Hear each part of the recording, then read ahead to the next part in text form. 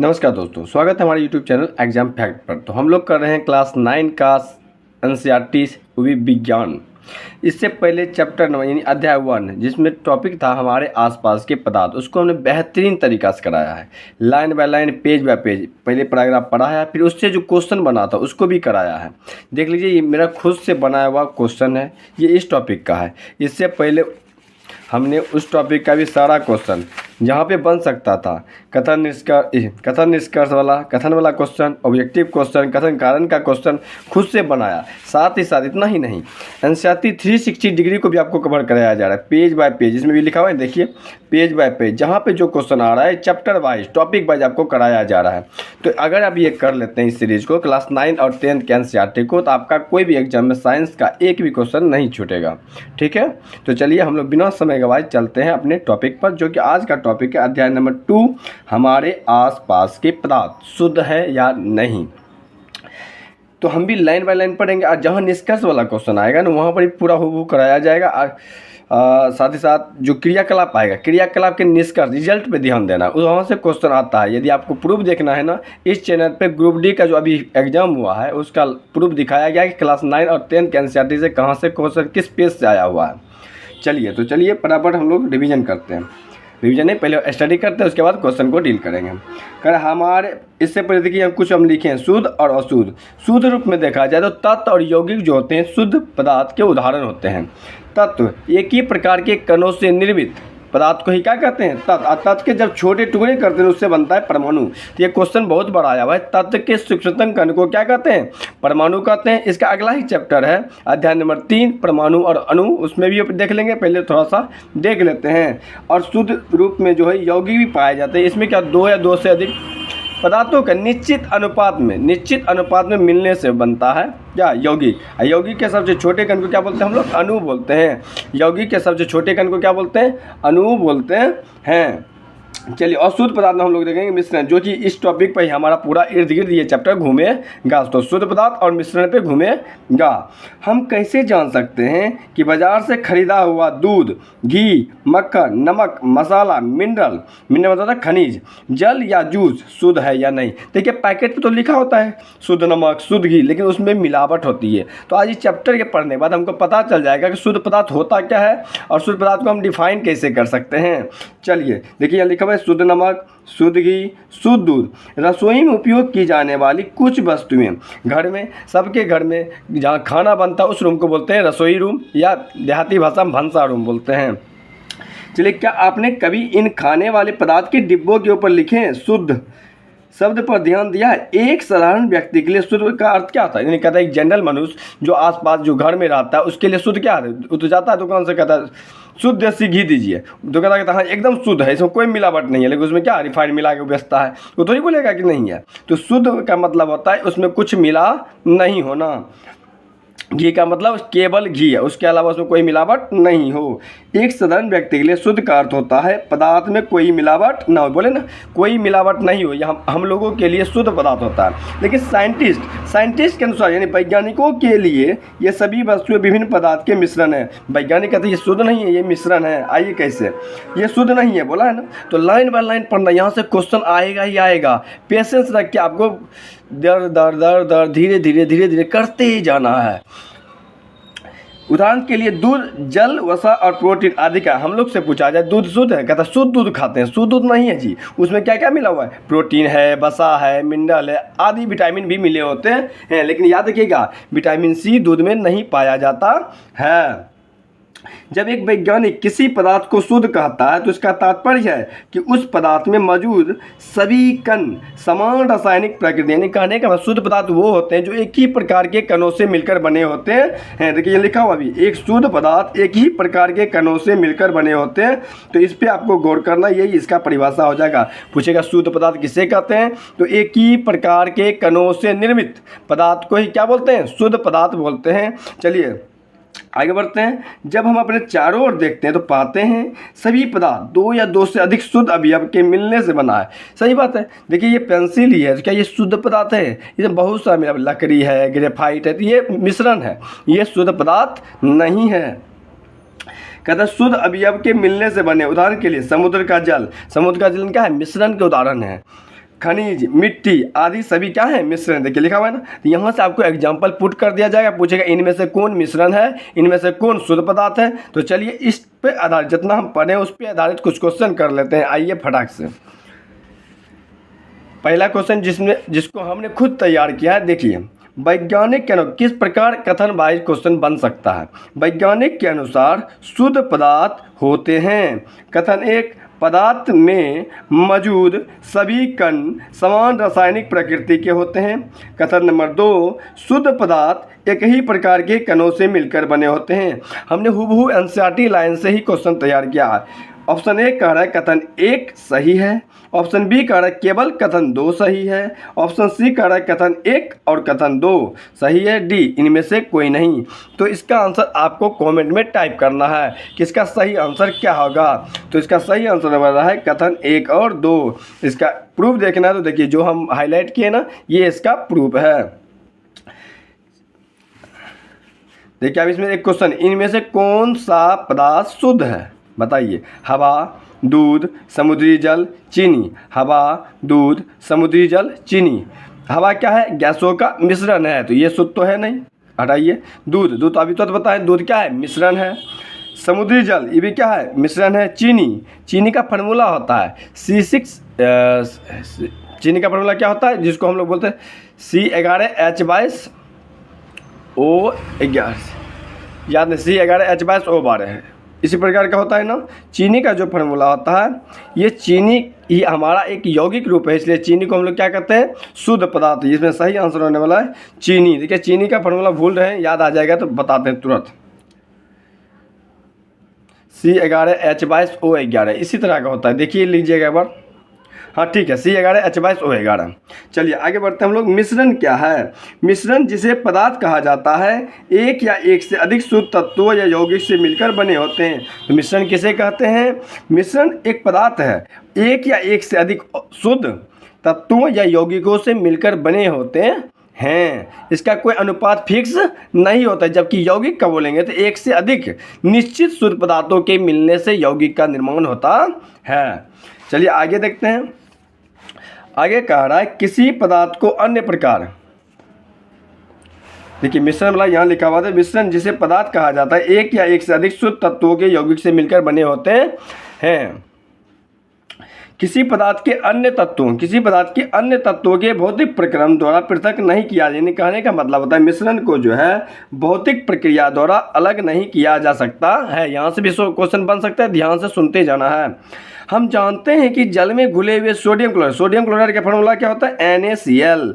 Sodium chloride को वाष्पीकरण या आसवन विधि द्वारा जल से अलग किया जा सकता है। क्वेश्चन आ जाएगा, बताइए सोडियम क्लोराइड को जल और नमक अलग करने के लिए किस विधि का उपयोग किया जाता है? तो वाष्पीकरण। इसी वाष्पीकरण प्रक्रिया द्वारा समुद्र से नमक निकाला जाता है। आइए, सोडियम क्लोराइड जिसका फार्मूला NaCl होता है, अपने आप में क्या है? पदार्थ है, एक पदार्थ। इसे भौतिक विधि के द्वारा इसके रासायनिक अवयवों में पृथक नहीं किया जा सकता। कहता है भौतिक विधि से इसे अलग नहीं किया जा सकता। इसे केवल किस विधि द्वारा अलग किया जा सकता है? तो रासायनिक विधि के द्वारा ही अलग किया जा सकता है।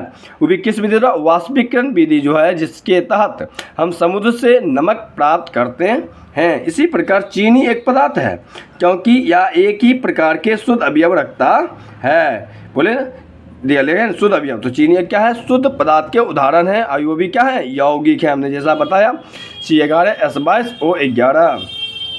पेय पदार्थ और मिट्टी में एक समान कण नहीं है। किसी भी स्रोत से प्राप्त होने पर किसी एक पदार्थ के अभिलक्षणिक गुण एक समान होंगे। इस प्रकार हम कह सकते हैं कि मिश्रण में एक से अधिक पदार्थ होते हैं। तो मिश्रण में एक से अधिक पदार्थ के उपस्थित होते हैं। आइए आप लोग जानेंगे मिश्रण के प्रकार। अगर मिश्रण के प्रकार के बारे में देख लिया जाए तो हम लोग मिश्रण के 2 प्रकार के बारे में जानते हैं, मित्रता समांगी मिश्रण और विसमांगी मिश्रण। समांगी मिश्रण और विसमांगी मिश्रण। अब समांगी मिश्रण किसको कहते हैं? समांगी मिश्रण वैसे मिश्रण को कहते हैं जिनकी अवयव पूरी तरह क्या हो? विलयन में समाहित हो जाए, मतलब घुला हुआ हो, जैसे चीनी और जल का मिश्रण। अब आइए, यहाँ तक हम लोगों ने अध्ययन कर लिया है। अब इसके आधार पर जो क्वेश्चन दिया गया उस क्वेश्चन को भी हम लोग कर लेते हैं। पहले वो क्वेश्चन करेंगे जो हम खुद तैयार किए हैं। अब करें क्वेश्चन नंबर 3, मिश्रण क्या है? एक या एक से अधिक अशुद्ध पदार्थ से निर्मित। ऑप्शन नंबर बी, एक या एक से अधिक तत्वों या यौगिक से निर्मित। ऑप्शन नंबर सी, एक या एक से अधिक अशुद्ध तत्वों से निर्मित। ऑप्शन नंबर डी, इनमें से कोई नहीं। हमने क्या बताया, मिश्रण एक या एक से अधिक तत्व व यौगिक से निर्मित होते हैं। आइए कहाँ पे पढ़े थे हम लोग, तो यहाँ पे प्रूफ देखिए। मिश्रण जिसे पदार्थ कहा जाता है एक या एक से अधिक शुद्ध तत्व या यौगिक से मिलकर बने होते हैं। तो ऑप्शन नंबर बी बिल्कुल सही आंसर होने वाला है। ऑप्शन नंबर बी हमारा बिल्कुल सही आंसर होगा।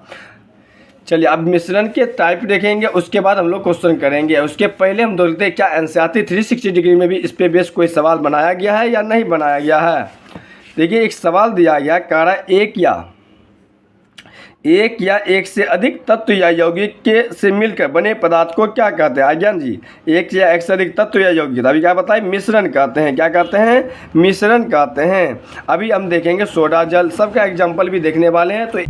तो हम लोग देख रहे थे कि मिश्रण में जो हम लोग पढ़ रहे थे, एक या एक से अधिक तत्व या यौगिकों से मिलकर बने पदार्थ को हम लोग क्या कहते हैं, मिश्रण कहते हैं। हाँ, चीनी का फार्मूला आप लोग लिख लीजिएगा, याद आ गया, C12H22O11 होता है। पीछे हमसे मिस्टेक हो गया था, हम C11 बोल दिए थे जो कि गलत है। C12H22O11 चीनी यानी शुगर का फार्मूला होता है। चलिए हम लोग आगे चलते हैं। क्रियाकलाप को भी आप फटाफट क्या करना है, एक नज़र देखते जाना, लेकिन क्रियाकलाप का जो निष्कर्ष निकलेगा उसको गौर से देखना है। ठीक है मेरे भाई एवं बहनों दोनों।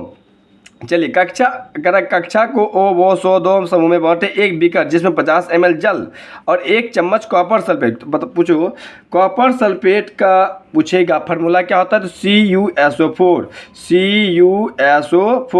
जब इसमें 5H2O मिला देते हैं तो इसी को बोलते हैं नीला थोथा। बहुत बार ये फार्मूला पूछा हुआ है कि नीला थोथा का फार्मूला क्या होता है, तो CuSO4 × 5H2O। यदि सिर्फ CuSO4 बोले तो इसको कॉपर सल्फेट कहा जाता है। आपको जहाँ भी ज़रूरत होगा वो सारे चीज़ हम बताएंगे अपने तरफ से, बस वीडियो को अंत तक जरूर देखना है ताकि एक भी क्वेश्चन आपसे मिस ना हो। अगर इस वीडियो को करने के बाद जो क्वेश्चन कर रहे हैं उसके करने के बाद किसी बुक में भी कोई भी क्वेश्चन आपसे नहीं बनता है तो कमेंट में जरूर टाइप करें। समूह ब को एक बीकर 50 ml जल और 2 चम्मच कॉपर सल्फेट का चूर्ण दिया। आपका कॉपर सल्फेट पोटेशियम परमैंगनेट, देखिए पोटेशियम परमैंगनेट का जो हम अध्याय 1 कराए ना उसमें भी ये फार्मूला आया हुआ था। तो अध्याय 1 नहीं किए तो उसको जाके अच्छी तरह कर लीजिएगा। पोटेशियम परमैंगनेट जो होता है KMNO4 कहा जाता है। सोडियम क्लोराइड को साधारण नमक भी कहा जाता है जो NaCl होता है। 100 और 2 को दें, दोनों के अवयव को पृथक मात्रा दें, यानी अलग अलग करके मात्रा दी जाती है। देखिए ये प्रयोग को हम तो कर नहीं सकते हैं, बस ये इसका निष्कर्ष पे हम लोग को ध्यान रखना है। ये प्रयोग लैब में किया जाता है तो इस लैब के आधार पर जो निष्कर्ष निकला है उस पर गौर करना है। ठीक है,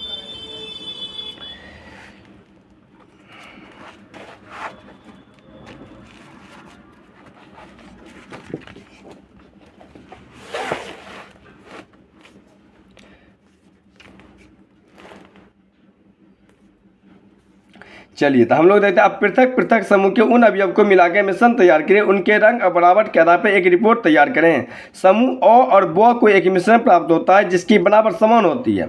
अब देखिए कह रहा है जो हम समूह अ और ब में लिए ना एक समान मिश्रण प्राप्त हुआ, तो जो लैब में जो प्रयोग किया होगा उसके आधार पर कुछ निष्कर्ष निकलने वाला, तो आपको ध्यान में रखते जाना क्या निकल रहा है। कारण इस तरह के मिश्रण को समांगी मिश्रण कहते हैं। आ गया ना, देखिए यहीं से परिभाषा मिलता है। समांगी मिश्रण एक मिश्रण कहता है समान मिश्रण प्राप्त होता है। देखिए समान मिश्रण प्राप्त होता है जिसको समांगी मिश्रण कहते हैं। तो कहता है अब देखिए समांगी मिश्रण के उदाहरण कौन कौन से हम देखिए हाईलाइट कर दें, इसको आप कॉपी में नोट कीजिए। जल में नमक का विलयन, जल में चीनी का फार्मूला क्या होता है, C12H22O11। जल का फार्मूला क्या होता है, H2O। पूछेगा जल और चीनी क्या है, दोनों ही यौगिक हैं, दोनों समूह से प्राप्त घोलों के रंगों की तुलना करें। यद्यपि दोनों समूह के पास कॉपर सल्फेट का घोल है लेकिन उन दोनों घोलों के रंग की तीव्रता पृथक मतलब क्या होता है, अलग अलग है। यह दिखलाता है कि समांगी मिश्रण पृथक संगठन रख सकते हैं। यानी समांगी मिश्रण जो होते हैं पृथक संगठन मतलब असमान अनुपात में मिले होते, मिश्रण बोल रहे हैं ना, असमान अनुपात में यानी अलग अलग संगठन में घुले होते हैं। समूह 100 और 2 ने जो मिश्रण प्राप्त किया उनके अंश भौतिक दृष्टि से अलग है। भौतिक दृष्टिकोण से देखा जाए तो जो हमारा विलयन प्राप्त हुआ अलग पहले ही पूरा पढ़ लीजिए, फिर हम आपको सामान्य भाषा में समझाते हैं।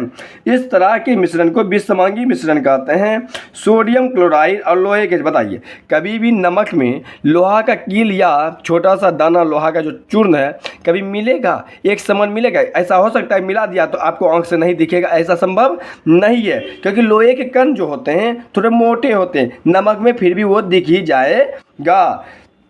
तो सोडियम क्लोराइड और लोहे के छीलन जो ये विषसमांगी मिश्रण एक दूसरे में आपस में घुलते नहीं हैं, ठीक है। करें नमक और सल्फर के मिश्रण को भी क्या कहते हैं? विषसमांगी। यहीं से क्वेश्चन बनाएगा तो ध्यान से रखिएगा। नमक और सल्फर के मिश्रण को भी क्या बोलते हैं? विषसमांगी मिश्रण। जल और तेल, देखिए हो गया जल और तेल, जब वर्षा कभी पड़ता है तो कभी रोड पे चले हुए अगर तेल उस पर चमकता है, यदि नहीं किए तो घर में जब नहाते हैं उस समय बाल्टी में 2 बूंद तेल डाल दीजिए आप पानी में, और पानी को देखिए उसमें देखिएगा तेल ऊपर ऊपर क्या होगा? चलेगा।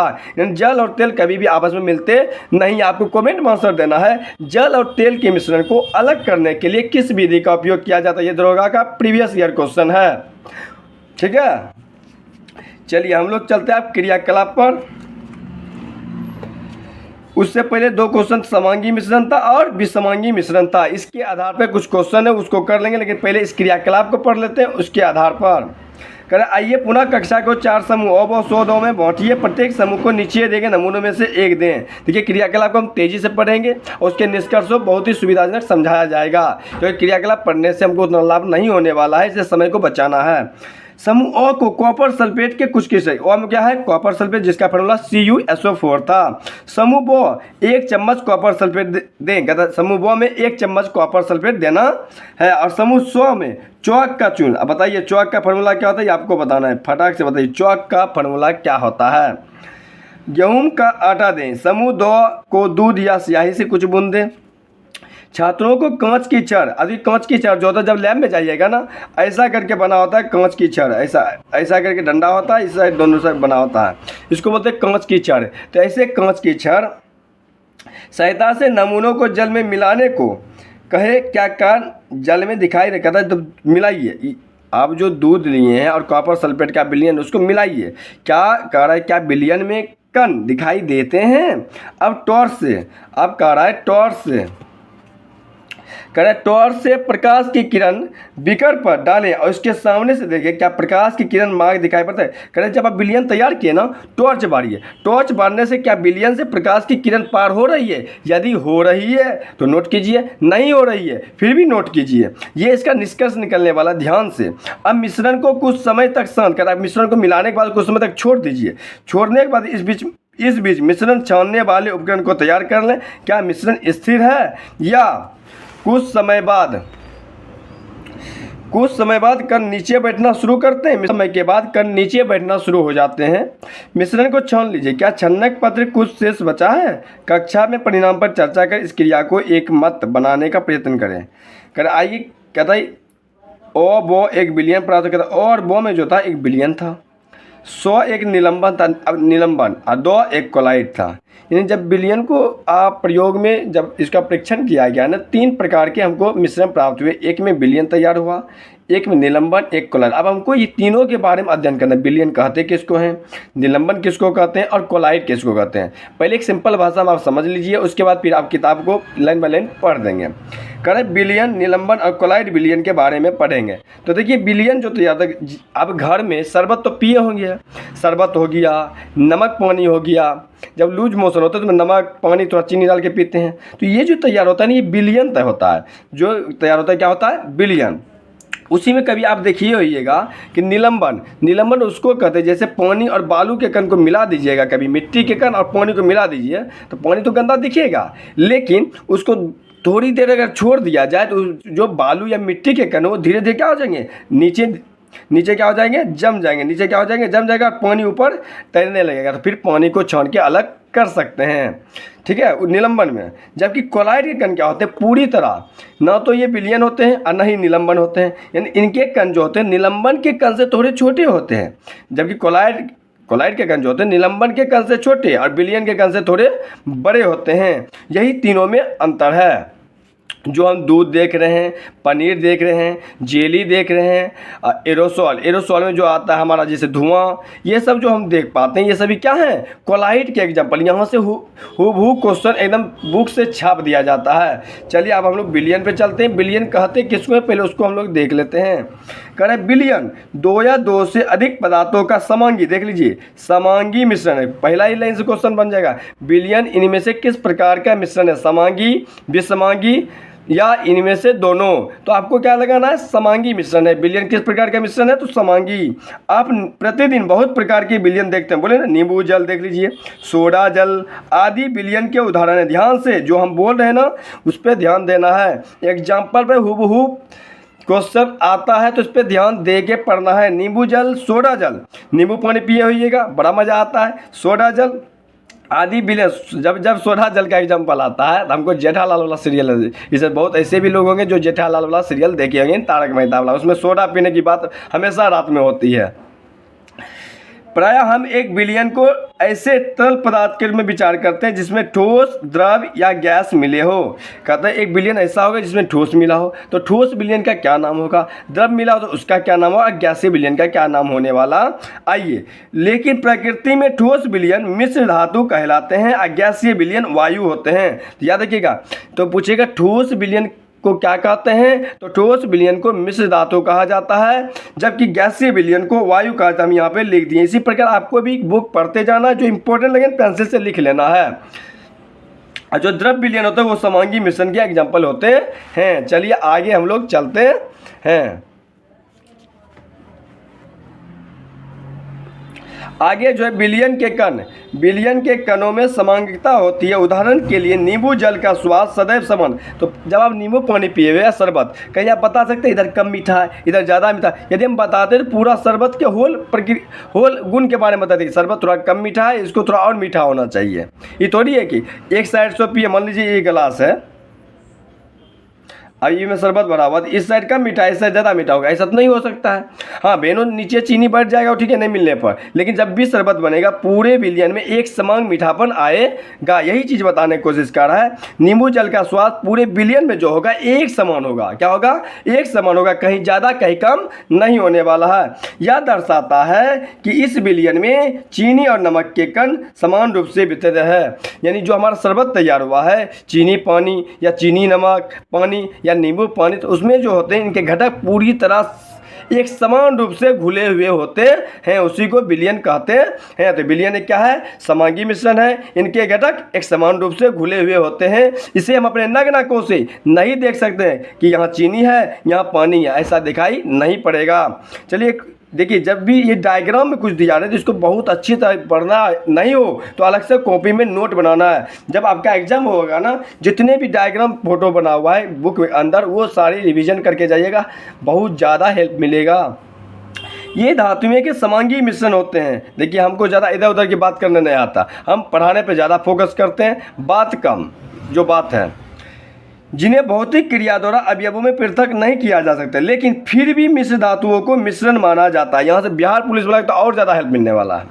माना जाता है क्योंकि ये अपने घटक के गुणों को दर्शाते, पृथक पृथक संगठन रखते हैं, यानी अलग अलग संगठन, कोई अलग अलग अनुपात, संगठन मतलब अलग अलग अनुपातों में मिले होते हैं। जैसे आप देख लीजिए पीतल को आप याद कीजिएगा, बहुत सारे तरीके, पिताजी, तांबा और जिंक के मिलने से पीतल का निर्माण होता है, जबकि कांसा, कॉपर और टीन के मिलने से होता है, लेकिन इसके अनुपात में अलग अलग चेंजिंग है। देखिए यहाँ जिंक जो होता है 30% लेते हैं और कॉपर लेते हैं 70%। जब ये दोनों को मिलाते हैं तो हमें क्या तैयार होता है, पीतल। इससे याद रखिएगा मिश्र धातु पीतल जो होता है तांबा और जस्ता के मिलने से बना होता है, और लेकिन इसके संगठन, इनके अनुपात अलग अलग होते हैं।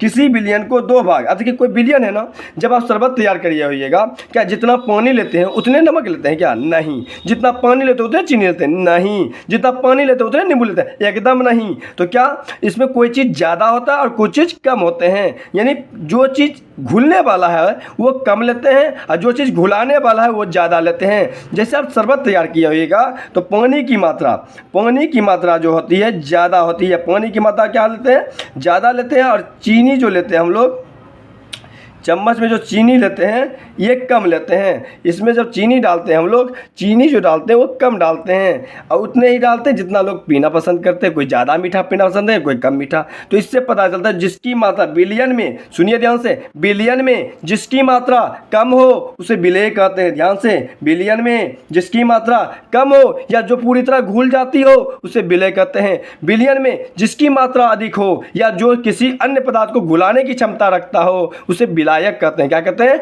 विलायक। बता सकते हैं शरबत में, बता सकते हैं शरबत में विलायक कौन है? हाँ, विलायक जल होने वाला है और विलय क्या होने वाला है? चीनी। यदि नमक पानी का है तो पानी विलायक हो जाएगा, नमक विलय हो जाएगा। ठीक है। अगर नींबू पानी का है तो पानी विलायक हो जाएगा और नींबू विलय हो जाएगा। तो ध्यान से आइए इस क्वेश्चन को हल करते हैं। बता दिया, अब यहाँ पे लिखा हुआ है उसको भी पढ़ लेते हैं। विलय में बांटा जाता है बिलियन का वह घटक जिनकी मात्रा दूसरे से अधिक होती है। जो दूसरे घटक को बिलियन में मिलाता है विलायक कहलाता है। सीधा जानिए, जो किसी अन्य घटक को मिलाने की क्षमता रखता है या जिसकी मात्रा अधिक होती है। बिलियन का वह भाग जो कम मात्रा में उपस्थित होता है विलायक में घुला होता है विलेय कहलाता। इसको हमने अच्छी तरह समझा। उम्मीद है कि आपको वीडियो अच्छी लग रही होगी। साथ ही अगर वीडियो अच्छी लग रही है तो चैनल को लाइक शेयर सब्सक्राइब जरूर कीजिए। आइए हम लोग कुछ एग्जांपल देख लेते हैं। एग्जांपल से क्वेश्चन बार बार कहते हैं, एग्जांपल से ही क्वेश्चन आता है। चीनी और जल का विलयन एक तरल घोल है या ठोस का उदाहरण है। इसमें चीनी विलय बताए ना। देखिए, चीनी और जल, चीनी तो सॉलिड होता है, वास्तविक रूप में चीनी क्या है? एक ठोस है और भी एक ऐसा शुद्ध पदार्थ है। फार्मूला क्या होता है? C12H22O11। जल जिसका फार्मूला H2O है जो कि एक यौगिक है, चीनी भी यौगिक है।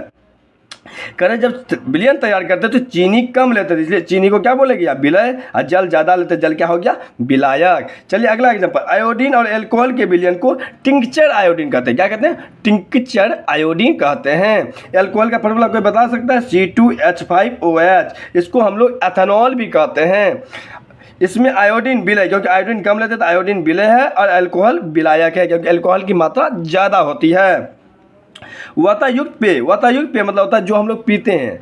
सोडा जल हो गया, कोक हो गया, ठंडा जो भी पेप्सी पीते हैं, स्प्राइट पीते हैं, जो भी पीते हैं, इसमें एक गैस घुली हुई होती है जिसको हिलाने के बाद जो होता है, जोर से खोलते हैं ढक्कन तो गैस ऊपर लीकेज होता है ना, तो वो जो CO2 घुला होता है वो विलय है। कार्बन डाइऑक्साइड गैस विलय होता है और जल क्या होते हैं? विलायक होते हैं। अगला देख लीजिए, हमारा अगला है वायु। गैसों में गैस का विलयन, बोले वायु बहुत सारे गैसों का मिश्रण है तो कि कोई गैस ज़्यादा है, जो ज़्यादा है वो विलायक हो जाएगा। यानी नाइट्रोजन यहाँ विलायक का काम कर, देखिए लिखा हुआ भी है। दो घटक ऑक्सीजन और नाइट्रोजन यहाँ समांगी मिश्रण है। अब पूछेगा नाइट्रोजन को वायु का, देखो लिखा हुआ है ना, नाइट्रोजन को वायु का विलायक कहा जाता है और वायु में दूसरी गैस बहुत कम मात्रा में उपलब्ध होती है, जो बहुत ही कम है, नगण्य है, उसको हम विलय बोल देंगे।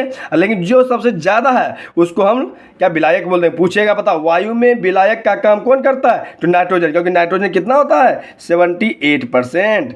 तो उम्मीद है कि यहाँ तक समझ में आ रही होगी। चलिए आप विलयन के गुण पढ़ लेते हैं, उसके बाद हम लोग कुछ क्वेश्चन कर लेंगे।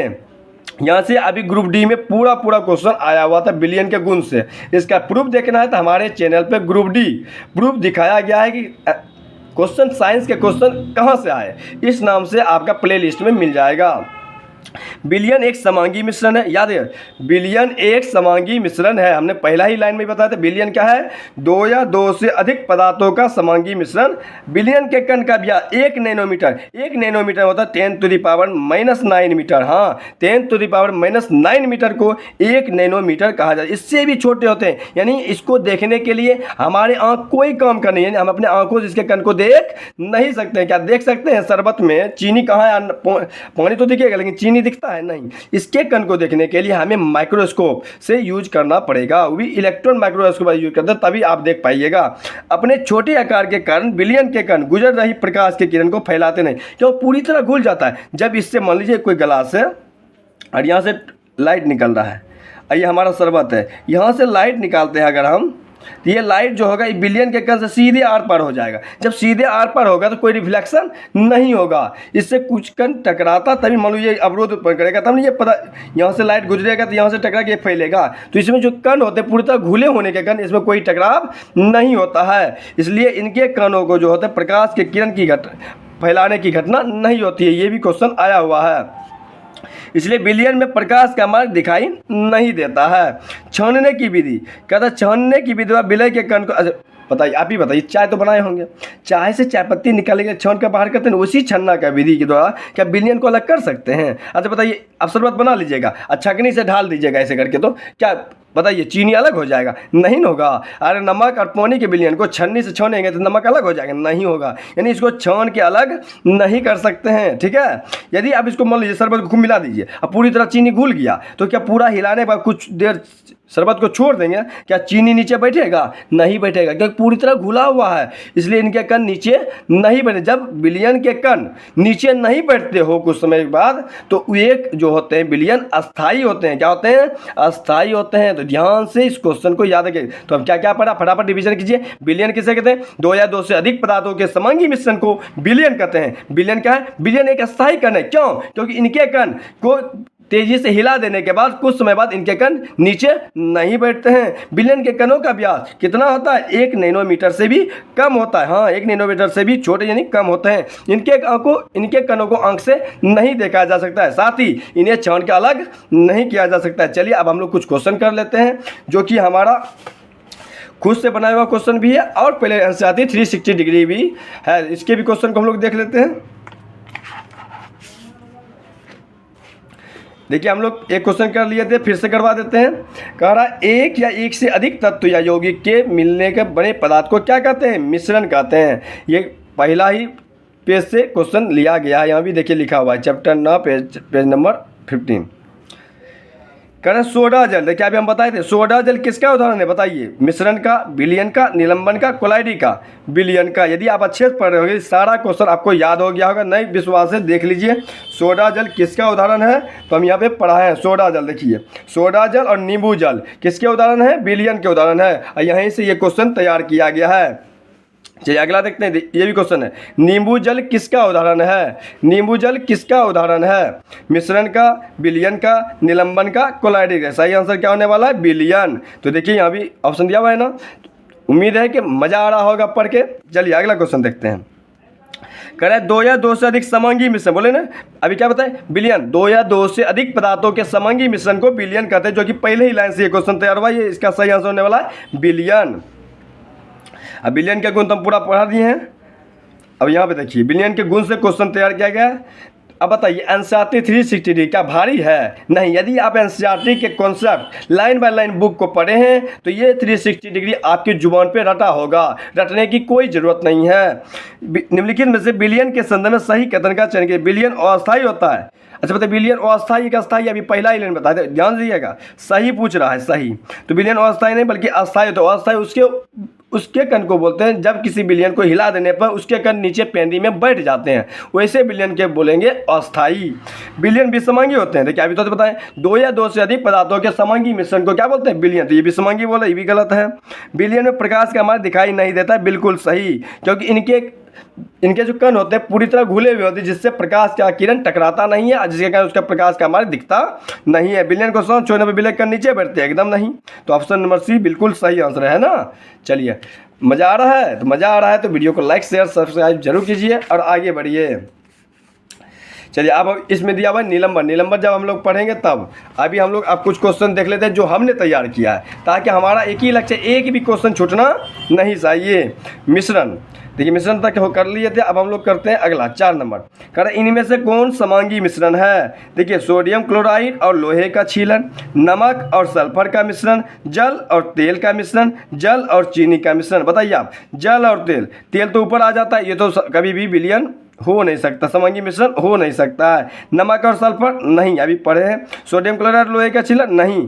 जल और चीनी एक प्रकार का विलयन भी है और समांगी मिश्रण भी है। चलिए आगे देखते हैं। कहता है विलयन क्या है? विलयन क्या है? ऑप्शन नंबर ए समांगी मिश्रण, ऑप्शन नंबर बी विषमांगी मिश्रण, ऑप्शन नंबर सी दोनों, ऑप्शन नंबर डी इनमें से कोई नहीं। अभी हम पढ़ाए थे विलयन, दो या दो से अधिक पदार्थों के समांगी मिश्रण को विलयन कहते हैं। तो समांगी मिश्रण बार बार बोलिए, बार बार बोलने से याद होता है, बार बार बोलने से याद होती है।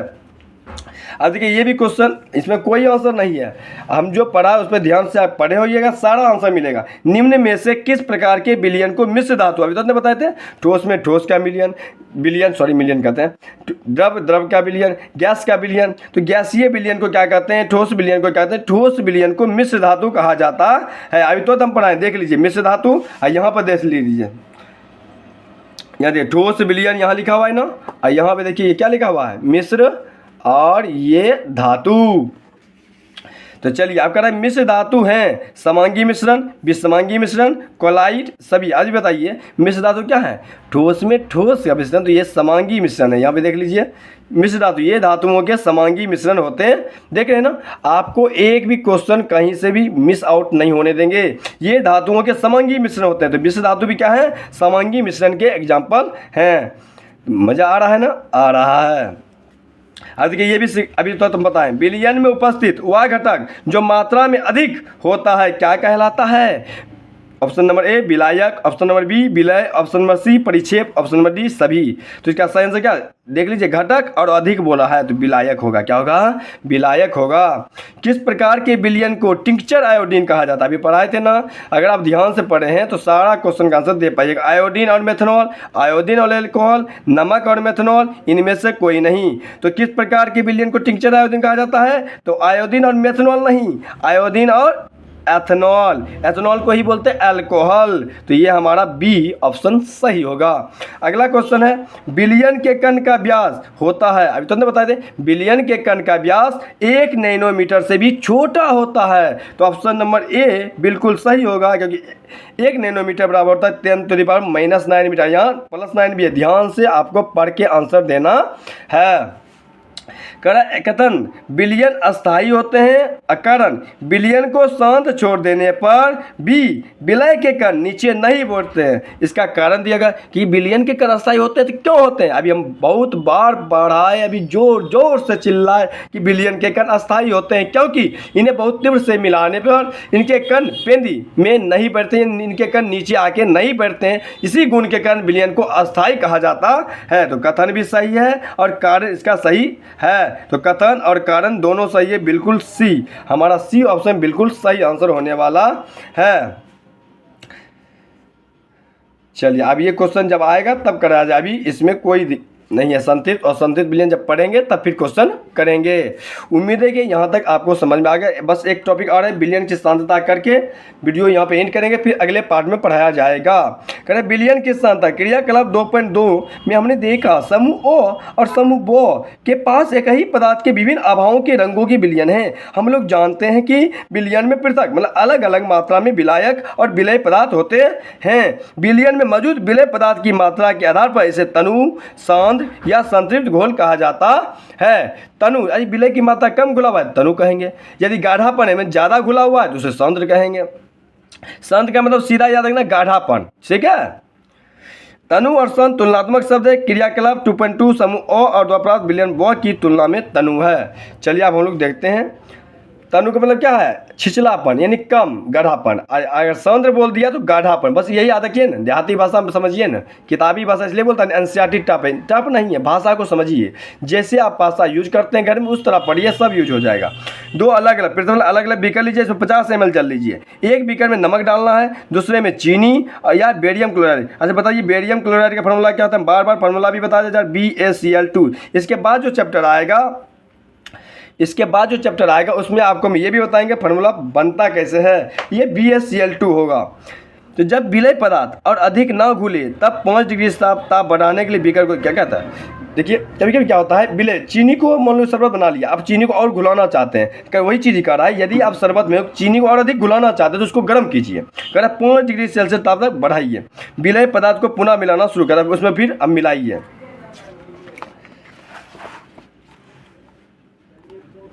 कह रहा है क्या किसी दिए गए ताप पर चीनी, नमक अथवा बेरियम क्लोराइड की जल में घोली गई मात्रा बराबर है।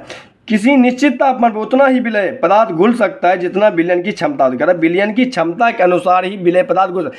सीधा सा एग्जांपल देखिए ना, कभी आप जिलेबी दुकान पे गए हैं, जिलेबी दुकान पर जिलेबी बनाने से पहले चाशनी तैयार किया जाता है। देखिएगा पानी में चीनी को बहुत ही हीट करके मिलाया जाता है जब तक कि पूरी तरह विलयन की क्षमता के अनुसार उसमें घुला नहीं होता है। वही चीज़ देखिए दूसरे शब्दों में बोल रहा है, निश्चित तापमान पर यदि विलयन में विलय पदार्थ नहीं घुलता हो, यानी वह अवस्था जब विलायक अपने अंदर घुलाने की क्षमता खो देता है, उसे संतृप्त विलयन कहता है। कहने का मतलब जब आप भोजन करने बैठो, पूरा पेट टनाटन गला तक भर गया, कहते हैं आप ना, तो उस अवस्था को हम लोग संतृप्त यानी संतुष्टि वाला अवस्था कहते हैं। उसके बाद एक रोटी भी हमारे गले के नीचे नहीं उतरेगा। उसी पर विलयन में देखा जाए तो विलायक के अंदर जो विलय घुलता है तो वह विलयन की वह क्षमता जिसमें विलय और अधिक अब नहीं घुल सकता है, यानी पूर्णतः घुलित हो चुका है, उससे ज़्यादा टेम्परेचर बढ़ाने पर भी नहीं घुल रहा हो, तो उसे हम लोग कहते हैं संतृप्त विलयन। पूछेगा संतृप्त विलयन को और अधिक टेम्परेचर देने पर क्या विलय पदार्थ घुलेगा? कहेंगे एकदम ना, एकदम ना, क्योंकि ये उस अवस्था को बता रहा है जहाँ पर विलय पदार्थ अपनी क्षमता खो दिया घुलने का। देखिए लिखा हुआ है, विलयन निश्चित तापमान पर यदि विलयन में विलय पदार्थ नहीं घुलता तो उसे संतृप्त विलयन कहते हैं। एकदम फिक्स टेम्परेचर पर, ही नहीं पूरा टेम्परेचर बताते जा रहे हैं। विलय पदार्थ की वह मात्रा जो इस ताप पर संतृप्त विलयन में उपस्थित है उसकी घुलनशीलता कहलाता है। क्या कहलाता है? घुलनशीलता, क्योंकि पूरी तरह उसमें घुला हुआ है। इसलिए कह रहे यदि एक विलयन में विलय पदार्थ की मात्रा संतृप्तता से कम, यानी कह रहा है जितना उसको घुलना चाहिए उतना नहीं घुल पाया और उसमें चीनी घुलने की क्षमता है, विलायक में घुलाने की क्षमता है, विलय की घुलने की क्षमता हो, तो उसे कहते हैं क्या? असंतृप्त, यानी अभी संतृप्त होने में बाकी, और मतलब बाकी है, और का मतलब होता है ना, नेगेटिव वर्ड है। असंतृप्त मतलब पूरी तरह संतृप्त नहीं हुआ, इसे थोड़ा टेम्परेचर देते जाएंगे तो ये निश्चित तापमान तक अभी और घुला सकता है। यदि विलयन में विलय पदार्थ की सांद्रता स्तर से कम हो तो उसे अति सांद्र, क्या बोला? सांद्रता स्तर से कम हो तो असंतृप्त विलयन कहते हैं। यदि आप किसी विशिष्ट ताप पर एक संतृप्त विलयन ले उसे धीरे धीरे ठंडा करें तो क्या होगा? कर उपयोग किया के अलावा हम कह सकते हैं कि दिए गए निश्चित तापमान पर अलग अलग पदार्थों की विलयन की क्षमता अलग अलग होती है। अति संतृप्त का मतलब होता है संतृप्त के बाद की अवस्था, जब टेम्परेचर निश्चित तापमान को खोकर और अधिक टेम्परेचर दे के घुलाया जाए तो उसे बोलते हैं अति संतृप्त। समझे ध्यान से, क्वेश्चन को बनाने के लिए कंसेप्ट का क्लियर होना जरूरी है। अब ये क्वेश्चन आया हुआ था दरोगा का प्रीवियस ईयर में, अगर नहीं है तो आपके पास प्रीवियस ईयर क्वेश्चन बुक है तो देख सकते हैं। कह विलायक की मात्रा द्रव्यमान और आयतन में निकाल, पूछता है विलायक की मात्रा किस में निकाल सकते हैं? द्रव्यमान और आयतन में। घुले हुए विलय पदार्थ की मात्रा या विलय पदार्थ की मात्रा जो विलयन के किसी दिए गए मात्रा या आयतन में उपस्थित हो उसे विलयन की सांद्रता कहते हैं। ये नहीं रटना है आपको, कहाँ से क्वेश्चन आएगा वो देखिए। पूछेगा विलयन की सांद्रता, विलयन की सांद्रता निकालने के लिए उसमें घुला हुआ पदार्थ क्या है, यानी विलय पदार्थ की मात्रा क्या है, तो विलय की मात्रा बटे विलयन की मात्रा, और सांद्रता यदि प्रतिशत में निकालना तो गुना 100 कर देंगे। तो विलय की मात्रा या विलायक की मात्रा भी हम लिख सकते हैं। चलिए कह रहा है द्रव्यमान, देखिए पसीना टपक रहा है, लाइट ऑफ करके पंखा का आवाज आ जाता है ना। द्रव्यमान विलयन के द्रव्यमान प्रतिशत, विलय पदार्थ का द्रव्यमान जो घुला हुआ हो, विलयन का द्रव्यमान गुना 100। द्रव्यमान विलय के आयतन के अनुसार निकालना, तो कुछ नहीं करना, ऊपर में द्रव्यमान ही लेना है, नीचे विलयन का आयतन लेके गुना 100 कर दीजिएगा, आपको विलयन की सांद्रता निकल जाएगा। देखिए ये क्वेश्चन दिया गया, इसको हम झाँप के आपको से बनवाते हैं, आपको करना ही पड़ेगा, नहीं कैसे करिएगा, करना ही पड़ेगा। चलिए करिए। तो कह रहे विलयन के 320 ग्राम विलायक, देखिए विलायक दिया हुआ है, हमको पता है विलयन में क्या क्या घुला होता है भैया, विलयन में विलय और विलायक दोनों होता है। विलयन में विलय और विलायक दोनों मिलाते हैं तब क्या बनता है? विलयन। क्या बनता है? विलयन। यानी विलयन निकालने के लिए हमको क्या करना पड़ेगा? इन दोनों, देखिए जल में 40 ग्राम नमक घुला हुआ है, जो कम है वो विलय है, जो कम वो क्या है? विलय है, जो ज़्यादा वो क्या है? विलायक है। अब दोनों को जोड़ दीजिए, क्या हो जाएगा? 360। 360 हमारा क्या हो जाएगा? विलयन हो जाएगा। क्या हो जाएगा? विलयन। अब विलायक 320, अब विलय हो जाएगा 40 ग्राम। फॉर्मूला क्या बने? विलयन की सांद्रता निकालने के लिए विलय की मात्रा को ऊपर रखते हैं, 40 को ऊपर रख दीजिए। अब विलयन की मात्रा, विलय मतलब कहता है दोनों को जोड़ दिए, 320 और 40, 360 ग्राम, और गुना 100 कर दीजिए। 0 से 0 कट जाएगा, 4 से 9 बार में कट जाएगा, यानी 100/9 आने वाला है। तो 100/9 को क्या बोलते हैं? देख लीजिए 11.1%। देख लीजिए ना, इसका सही आंसर आ गया 11.1%। तो चलिए अब हम लोग अगले वीडियो में हम लोग पढ़ने वाले निलंबर और कोलॉइड के बारे में। वीडियो को ज़्यादा लंबा नहीं करना है, साथ ही साथ प्रैक्टिस भी करते जाना है ताकि कोई दिक्कत नहीं हो। तो चलिए कुछ क्वेश्चन है उसको करके जाइएगा और मिलेंगे हम लोग नेक्स्ट वीडियो में। चलिए पहले कुछ क्वेश्चन कर लेते हैं, उसके बाद कह रहा जब विलयन में विलय की और अधिक मात्रा न घुलाई जा सकती हो, विलयन कहाँ कहलाता है? संतृप्त विलयन, संतृप्त विलयन, संतृप्त विलयन। कह रहा विलयन में विलय की और अधिक मात्रा घुलाने के लिए विलयन के तापमान को क्या करते हैं? अभी बताए थे ना, बढ़ाते हैं। क्या करते हैं? बढ़ाते हैं। क्या करते हैं?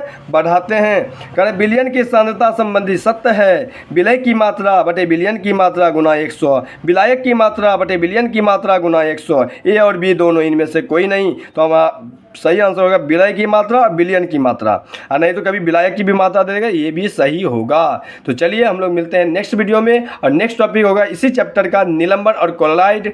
चलिए, धन्यवाद।